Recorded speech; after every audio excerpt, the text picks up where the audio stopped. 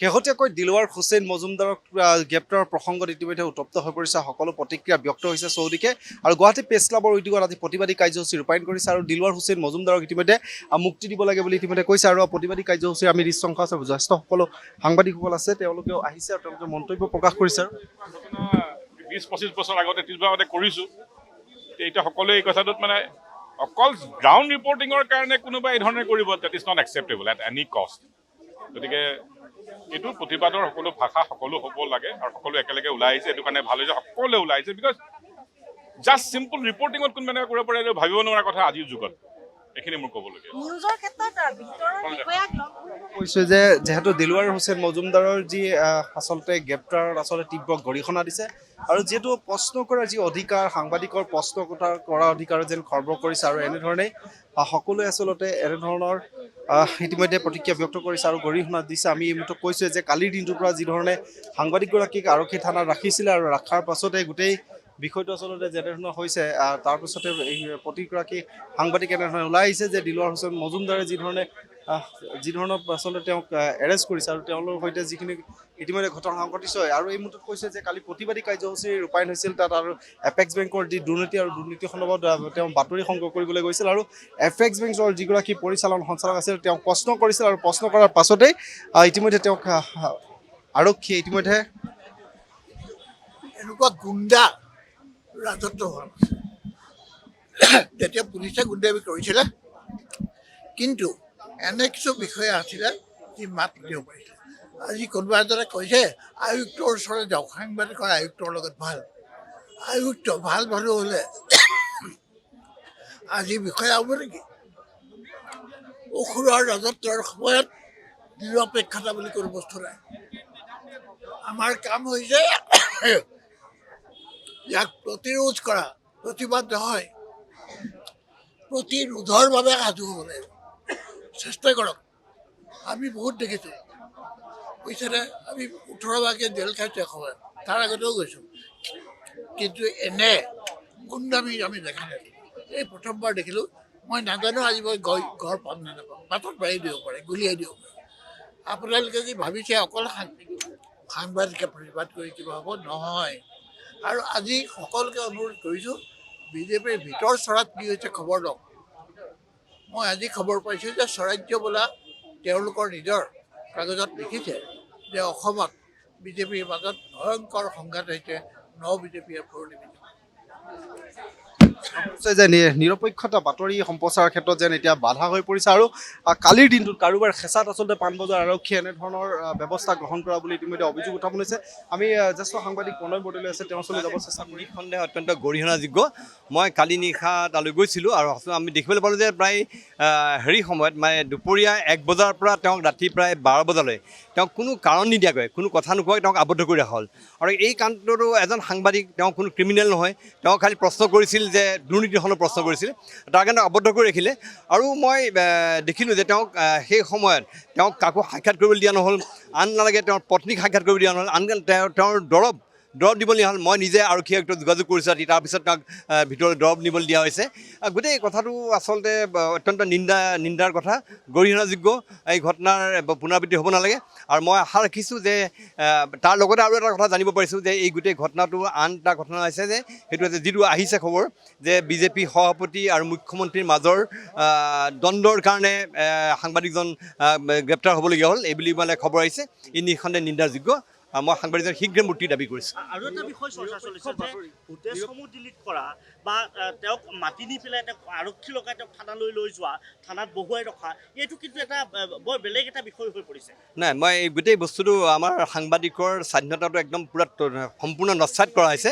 মই ভাবোঁ যে আমাৰ এটা সমীক্ষা আছে, বিশ্বৰ সমীক্ষা। সেই সমীক্ষাত আমাৰ মানে ৰিপৰ্টাৰ্ছ উইদাউট বৰ্ডাৰ এটা সংগঠন আছে, তেওঁলোকে যিটো সংগঠন আছে সাংবাদিকৰ স্বাধীনতা সন্দৰ্ভত, press freedom, world press freedom, এই ৱৰ্ল্ড প্ৰেছ ফ্ৰীডম ইণ্ডেক্সত আমাৰ ভাৰতৰ স্থান অত্যন্ত তলত। 181খন দেশৰ ভিতৰত আমাৰ ভাৰতৰ স্থান 151 নে 152 আছে, নাই সম্ভৱতঃ 159 এতিয়া, ইমান তলত আছে। আৰু তাৰ ভিতৰত ভাৰতৰ ভিতৰত আমাৰ অসমত আৰু তলত গৈছে। আমাৰ অসমত এতিয়া সাংবাদিকে কোনো কথা ক'ব নোৱাৰে, যে সাংবাদিকে মাত মাতিলেই কোনো কথাৰ এয়া কৰিলে এয়া হয়। আৰু আজি এইটো শেহতীয়া যিটো ঘটনা, এই ঘটনাটো মানে ভাবি আচৰিত লাগিছে যে সাংবাদিকজনে প্ৰশ্ন উত্থাপন কৰাৰ কাৰণে তেওঁক নি পেলাই কাৰাৰুদ্ধ কৰি দিলে।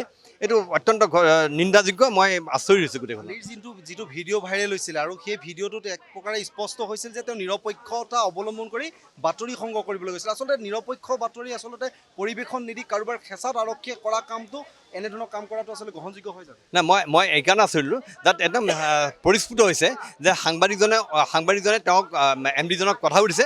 সোধাৰ পাছত MD-জনে তেওঁক ক'লে যে মই ওপৰলৈ যাম নি, ওপৰলৈ আহক। তেওঁ ওপৰলৈ MD-জনে মাতি নিয়াকৈ তেওঁ তালৈ গ'ল। কিন্তু এতিয়া মই যিটো শুনিছোঁ যে তেওঁক তাৰে এজন নিৰাপত্তাৰক্ষীক আমাৰ সাংবাদিকজনে দুৰ্ব্যৱহাৰ কৰা বুলি কৈছে। দুৰ্ব্যৱহাৰ কৰা বুলি কৈ পেলাই সেইটোৰ ওপৰত নন ভেলুবল এটা ৱাৰেণ্ট দিলে। এটা অত্যন্ত হাস্যকৰ এটা যুক্তি দিছে যে তেওঁক এটা তুচ্ছ কথাত তেওঁক গ্ৰেপ্তাৰ কৰিলে। আৰু যিটো কথা শুনিলোঁ যে এইটো তেওঁ নন ভেলুবল SC ST কমিউনিটিৰ ওপৰত আক্ৰমণ কৰা ঘটনা সন্দৰ্ভত তেওঁক নন ভেলুবল ৱাৰেণ্ট জাৰি কৰিছে।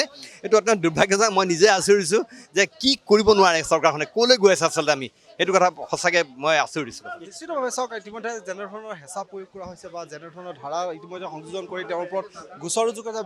মই ইতিমধ্যে এগৰাকী জ্যেষ্ঠ সাংবাদিক আছে, মই অকণমান আপোনাৰ ওচৰলৈ আহিছোঁ। যিটো হেঁচা ইতিমধ্যে দেখা গৈছে, নিৰপেক্ষ যিটো বাতৰি সম্প্ৰচাৰ কৰিবলৈ গ'লে ইতিমধ্যে আৰক্ষীয়ে কাৰোবাৰ হেঁচাত পৰি আচলতে এগৰাকী সাংবাদিকৰ কণ্ঠ ৰোধ কৰাৰ এটা চেষ্টা চলিছে, আৰু যিটো আজি দিলৱাৰ হুছেইন মজুমদাৰৰ ক্ষেত্ৰত মানে ইতিমধ্যে স্পষ্ট হৈ পৰিছে। নহয় চাওক, নিৰপেক্ষ নহয়, তেওঁ সঁচা কথা কৰিবলৈ গৈছে, সত্য সপক্ষে তেওঁ বাতৰি কৰিব গৈছিলে। আৰু এপেক্স বেংকটোতো ৰাইজৰ সম্পত্তি, এইটো অসমৰ ৰাইজৰ টকাৰে গঢ় দিয়া এটা সম্পত্তি। তাৰ হিচাপ লোৱাৰ দায়িত্ব অসমৰ প্ৰতিজন সাংবাদিকৰ আছে, প্ৰতিজন নাগৰিকৰ আছে। এইটো প্ৰাইভেট বেংক নহয়, সমবায় বেংক এটা, অসমৰ বেংক এটা। এই বেংকটোত কি হৈছে, কি নাই, কি ঘোটোলা হৈছে, সেই কথাবিলাক তদন্ত কৰিবলৈ সাংবাদিকৰ সম্পূৰ্ণ অধিকাৰ আছে। এইটো হিটলাৰিষ্ট ৰাজ নচলিব হিমন্ত বিশ্ব শৰ্মাৰ। আৰু আৰক্ষীয়ে এতিয়া যদি এনেকৈ ৰাজনৈতিক নেতাৰ হাতৰ পুতলা হৈ চলে, আৰক্ষীক সকলো চাওক, এইখন চৰকাৰ সদায় দিন নাথাকে। পিছৰ চৰকাৰ যেতিয়া আহিব, তেতিয়া এই যিসকল আৰক্ষীয়ে এতিয়া সাংবাদিকক দুৰ্ব্যৱহাৰ কৰিছে, সেই আৰক্ষীসকলৰ অৱস্থা কি হ'ব? সাংবাদিকক নিজৰ মতে চলিবলৈ দিবই লাগিব, কাৰণ এখন গণতান্ত্ৰিক ৰাজ্য। ইয়াত এই ধৰণৰ হিটলাৰী কাম কাজৰ আমি তীব্ৰ বিৰোধিতা কৰিছোঁ। অসম প্ৰদেশ কংগ্ৰেছ কমিটিয়ে দিলৱাৰ হুছেইনক বিনা চৰ্তে মুক্তি দিবৰ কাৰণে আহ্বান জনাইছোঁ। কালি প্ৰায় 7টা ঘণ্টালৈকে আৰক্ষীয়ে কেনেধৰণৰ গোচৰ ৰুজু কৰিছে, কি ভিত্তিত গোচৰ ৰুজু কৰিছে, এই গোটেই কথাখিনি কালি পৰিয়ালকো প্ৰায় 8 ঘণ্টা সময় তেওঁক সাক্ষাৎ কৰিবলৈ নিদিলে। মোবাইল জব্দ কৰিলে। মোবাইলৰ মোবাইলত যিবোৰ ভিডিঅ' আবদ্ধ কৰিছে, সেইসমূহ তেওঁ ডিলিট কৰি দিছে বুলি ইতিমধ্যে কোৱা হৈছে। এইটো সাংবিধানিক, ভাৰতীয় সংবিধানে যিবিলাক ক্ষমতা মানুহক দিছে, মানুহৰ কথা কোৱাৰ যিটো বাক স্বাধীনতা যিটো দিছে, সেই বাক স্বাধীনতা নোহোৱা কৰিছে, মৌলিক অধিকাৰ নোহোৱা কৰিছে। গতিকে ৰাইজে ইয়াৰ উত্তৰ দিব লাগিব, ৰাইজ ৰাজপথলৈ আহিব লাগিব। আৰু এই ধৰণৰ সাংবাদিকৰ মুখ বন্ধ কৰাৰ কাৰণে, সাংবাদিকক ভয় দেখুৱাবৰ কাৰণে যি ধৰণৰ অপচেষ্টা চলাইছে, এই অপচেষ্টাৰ উত্তৰ কিন্তু ৰাইজে নিশ্চয় দিব। পঞ্চায়ত নিৰ্বাচনত দিব, 2026 বিধানসভা নিৰ্বাচনত দিব। যিহেতু এখন গণতান্ত্ৰিক আমি দেশত আছোঁ, গতিকে মানুহৰ ভোটাধিকাৰ আছে। গতিকে এই ভোটত বেলেট বাকচত এই হিমন্ত বিশ্ব শৰ্মাৰ স্বেচ্ছাচাৰিতাৰ বিৰুদ্ধে ভোট পৰিব বুলি আমি আশা কৰিছোঁ। নিশ্চিতভাৱে চাওক, প্ৰতিগৰাকীয়ে ইতিমধ্যে তীব্ৰ গৰিহণা দিছে, আৰু আমি এই মুহূৰ্তত আন কেইবাগৰাকী জ্যেষ্ঠ সাংবাদিক আছে, তেওঁলোকৰ বাইক চলাবলৈ চেষ্টা কৰিম। কেমেৰা পাৰ্চন দিব্য আছিলে তেওঁৰ লগত।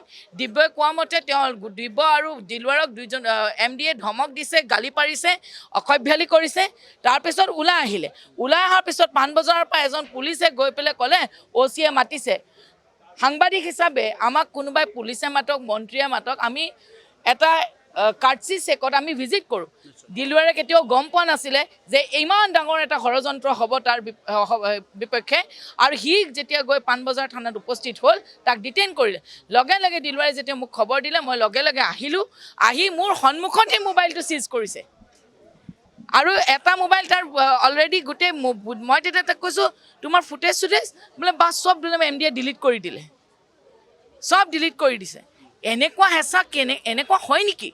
চব ডিলিট কৰি দিছে, তাৰ মোবাইল চিজ কৰি দিছে। তাৰপিছত মই কমিশ্যনাৰক ফোন কৰিছোঁ, অমিতাভ বসুমতাৰীক ফোন কৰিছোঁ। চবকে এটাই ৰিকুৱেষ্ট কৰিছোঁ যে দিলৱাৰে সাংবাদিকো আইনৰ ঊৰ্ধত নহয়। দিলৱাৰে যদি কিবা ভুল কৰিছে প্লিজ আমাক জনাওক, এটলিষ্ট আমি গম পাবতো লাগে তাৰ ভুলটো ক'ত। দুপৰীয়া নাই এপেক্স বেংকক সোধা। আৰে পুলিচে উঠাইছে, এপেক্স বেংকক মই কিয় সুধিম? এপেক্স বেংকে যদি ক'বলৈ আছে, পুলিচ কিহৰ কাৰণে? পুলিচে মোক যুক্তি দিব পৰা নাই যে কিয় তাক এৰেষ্ট কৰিলে।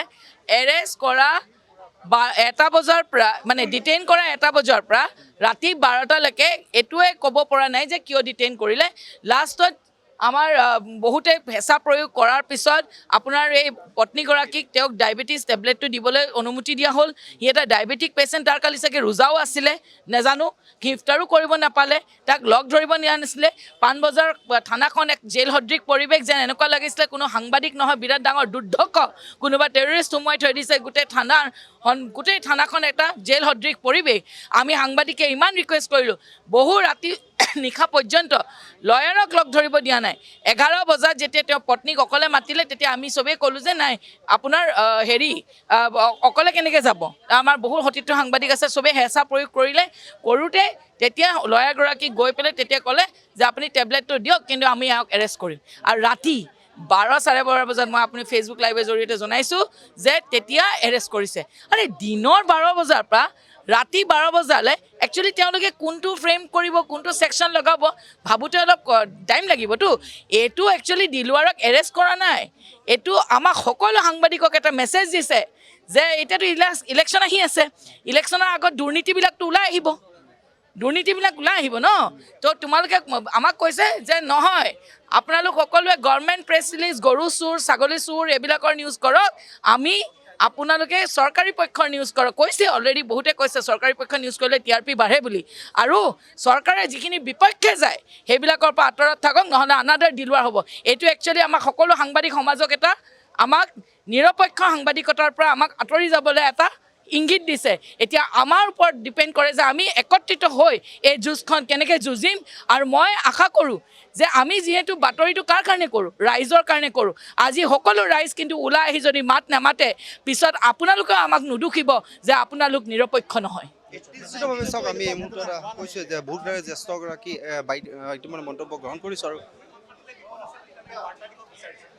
কিন্তু তেওঁলোকে সেই যদি সঁচাকৈ ভাবিছে এইটোতো মুখৰ স্বৰ্গত পাব। যিহেতু কথা পাতিম তেওঁৰ লগত, যিহেতু বহুত কেইগৰাকী জ্যেষ্ঠ সাংবাদিক আছে, আমি কৈছোঁৱেই যে আচলতে যি ধৰণৰ হেঁচা প্ৰয়োগ কৰিছে বা আৰক্ষীয়ে কাৰোবাৰ প্ৰৰোচনাত পৰি এনেধৰণৰ বা কাৰোবাৰ হেঁচাত পৰি এনেকুৱা কাৰ্য কৰিছে নেকি, তাক লৈ ইতিমধ্যে আৰক্ষী প্ৰশাসনক ইতিমধ্যে তীব্ৰ গৰিহণা দিছে। আৰু এই মুহূৰ্তত আমি কৈছোঁৱে যে বহু আচলতে জ্যেষ্ঠ সাংবাদিক ইতিমধ্যে ওলাই আহিছে দিলৱাৰ হুছেইন মজুমদাৰৰ ক্ষেত্ৰত। ঘৰৰ ভিতৰত সোমাই থাকে, ফেচবুকত ডাঙৰ কথা লেখে। মই ভাবোঁ সেইবোৰে আমাৰ আটাইতকৈ ডাঙৰ ক্ষতি কৰিছে। যিবোৰ মানুহে আজি কয় যে বুদ্ধিজীৱী সমাজ নিৰপেক্ষ হৈ থাকিব লাগে, যে অন্যায়ৰ দিনত বুদ্ধিজীৱী যদি নিৰপেক্ষ হৈ থাকে, তেওঁ শাসকৰ পক্ষ লৈছে, প্ৰতিষ্ঠানৰ পক্ষত আছে। গতিকে আমাৰ কাম হ'ল অকল সাংবাদিকসকল নহয়। আজি মই বৰ দুখ পাইছোঁ যে ইয়াত অন্য মানুহ বেছি নাই, অন্য মানুহ আহিব লাগিছিল ইয়ালৈ। ইয়াত সাংবাদিকে আমাক জানো আমি সাংবাদিকৰ দিগদাৰী হৈছে, কিন্তু বাকীবোৰ মানুহে তেওঁলোকক সুৰক্ষা দিব লাগিব। সুৰক্ষা দিবলৈ ৰাইজ পথলৈ ওলাব লাগিলে, দৰকাৰ হ'লে 2-এজনৰ মাৰপিট খাব লাগে। আমি খাইছোঁ এসময়ত, বেনতৰ খুঁটো খাইছিলোঁ। গতিকে সেইটোত যদি তেওঁলোক নাই, জানিবা গ'ল, দেশ গ'ল, আৰু মোৰ নিচিনা মানুহ জীয়াই থকাৰ কোনো অৰ্থ নাই। এইটো ক'লোঁ। যদি কওঁ সাংবাদিকৰ বিৰুদ্ধে একেবাৰে অভিযোগ কিছুমান ঢালি বা এনেধৰণৰ আৰক্ষীয়ে গ্ৰেপ্তাৰ কৰা কামবোৰ একেবাৰে সহজ হৈ পৰিছে। মই কৈছোঁ যে অকল সাংবাদিক নেকি, নাভাবিবা যে অকল সাংবাদিকৰ বিৰুদ্ধে এইটো হৈছে, এইটো চবৰ বিৰুদ্ধে হৈছে। যি চৰকাৰী বিষয়াই অকণমানো সৎ পথত থাকি কাম কৰিব খুজিছে তেওঁলোকৰ বিৰুদ্ধে হৈছে। যি পুলিচৰ বিষয়াই অকণমান নিকা প্ৰশাসন চলাব খুজিছে তেওঁলোকৰ বিৰুদ্ধে হৈছে। অকল সাংবাদিক নহয়, সাংবাদিকটো এটা প্ৰতীক। এওঁ ঠিকেই কৈছে, খগেনেও ঠিক কথা কৈছে যে সাংবাদিকে এটা প্ৰতীক। আমি দেখুৱাব গৈছোঁ সাংবাদিককে এনেকুৱা কৰিছোঁ, কিন্তু এওঁলোকে এইটো জানে যে সাংবাদিকতকৈ ডাঙৰ শক্তি হৈছে ৰাইজ। এতিয়া ৰাইজক সংগঠিত কৰাৰ কামত বিৰোধী দলবোৰ যেতিয়ালৈকে ভালকৈ নালাগে, নিজৰ ভিতৰত খোৱা কামোৰা কৰি বিধানসভাত নুৰুল হুদা আমুক তামুক, এই মনোৰঞ্জন দলবিলাক যেনিবা ক'লে কি হ'ল মোৰ, সাধাৰণ ৰাইজে সেইটো কথাত গুৰুত্ব দিব নেকি? সাধাৰণ ৰাইজে যিবোৰ কথাত গুৰুত্ব দিব সেই প্ৰশ্নবোৰ লৈ আমাৰ নেতাসকল গুৱাহাটীত বহি নাথাকি গাঁৱলৈ যাওক। পৰা হ'লে আমি গ'লোহেঁতেন, কিন্তু মোৰ এফালে এতিয়া পক্ষাঘাত ৰোগ বুলি কয়, পেৰালাইজ আজি বহুত বছৰ ধৰি 97 চনৰ পৰা নোৱাৰোঁ, এসময়ত কৰিছিলোঁ। এনেকুৱা এটা মনত থাকিব যে ইয়াতে থিয় হৈ আমি ঘেৰাও কৰি ধৰিছিলোঁ অতনুক বচাবৰ কাৰণে, সেই অতনু আজি লেমটো হ'ল। মই বৰ দুখ পাইছোঁ এইটো কথা যে যিবোৰ মানুহক আমি সুৰক্ষা দিছিলোঁ সেই মানুহবোৰ আজি গৈ বিপক্ষত থিয় হৈছে। কাৰণ এইটো হৈছে কেৱল টকা পইচা আৰু দামদাৰ যুগ। গতিকে এটা কথা বুজিব লাগিব, যিকোনো খবৰৰ বাবে যোগাযোগ কৰক 7099017330 লগতে 7099017110 নম্বৰত।